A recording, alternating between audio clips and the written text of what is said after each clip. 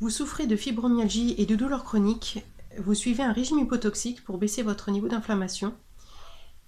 Et l'approche des fêtes est un véritable casse-tête pour vous car vous avez peur de faire des entorses à votre régime et de la flambée des douleurs qui va en découler. Je vais vous présenter 3 clés qui vont vous permettre de passer les fêtes beaucoup plus sereinement. Je suis Christine de La Douleur donne des ailes, naturopathe et coach de vie spécialisée en fibromyalgie et douleurs chroniques, atteinte moi-même de fibromyalgie. Donc la première clé, c'est de ne pas lutter contre la marée. Donc les fêtes, c'est un moment de tentation, qu'on le veuille ou non.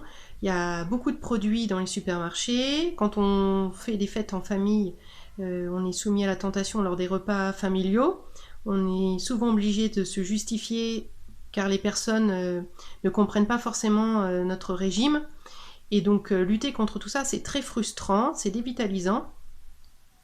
Et on finit quand même par craquer, et à ce moment-là, on se retrouve dans la culpabilité, ce qui est vraiment très mauvais pour l'auto-estime. Donc moi, je préconise de vraiment faire une pause, s'autoriser une pause à son régime durant les fêtes, pour pouvoir profiter de ces moments en famille, qui sont très très ressourçants aussi, donc ne pas gâcher ces moments ressourçants par de la frustration et de la culpabilité. Donc profitez pleinement des fêtes en faisant une petite pause dans votre régime.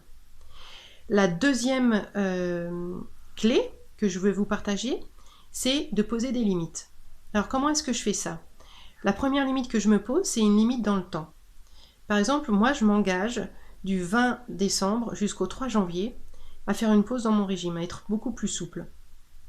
Et à partir du 3 janvier, je reprends une mini détox, ce qui va me remettre sur les rails en 2-3 jours et retrouver ma vitalité sans effet rebond d'après-fête. Les douleurs ne flambent pas.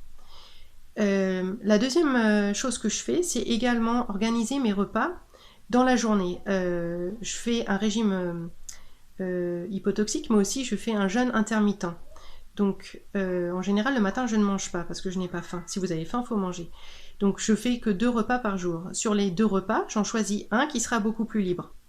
Je ne vais pas du tout me focaliser sur les combinaisons, je me fais plaisir, je partage, je bois un peu de vin, il n'y a aucun problème. Par contre, l'autre repas est beaucoup plus léger et à base de fruits et crus. Donc, je choisis souvent le repas du soir, donc le repas du midi est à base de fruits, par exemple 3-4 oranges, ou une salade endive pomme avec quelques noix, ou une salade avec des mangues, de l'ananas, voilà, ce genre de choses.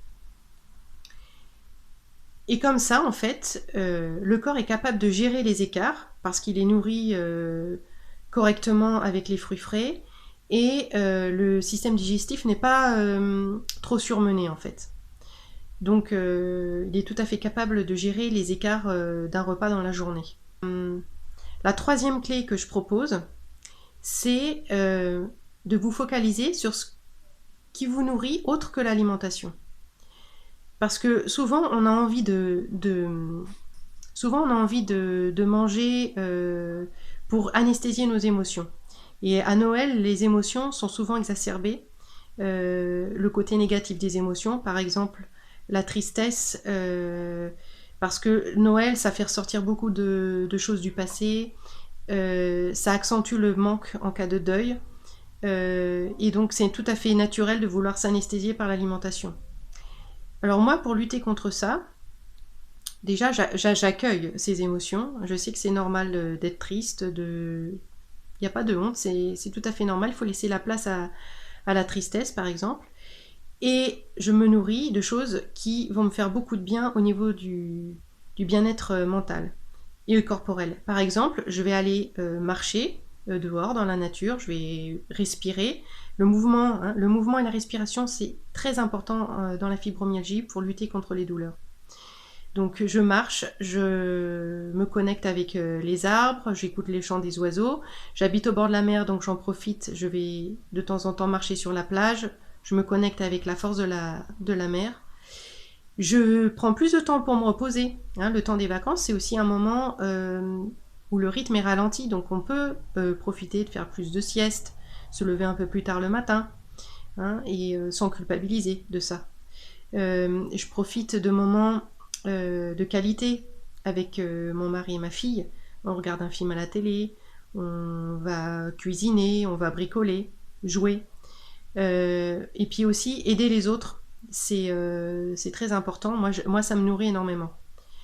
Donc voilà, j'espère que cette vidéo va pouvoir vous aider à passer les fêtes beaucoup plus sereinement, à ne pas culpabiliser si vous faites des entorses dans votre régime, hein, à prendre les choses beaucoup plus calmement, et du coup en laissant de la place au plaisir pendant les fêtes. Chose très importante pour se ressourcer.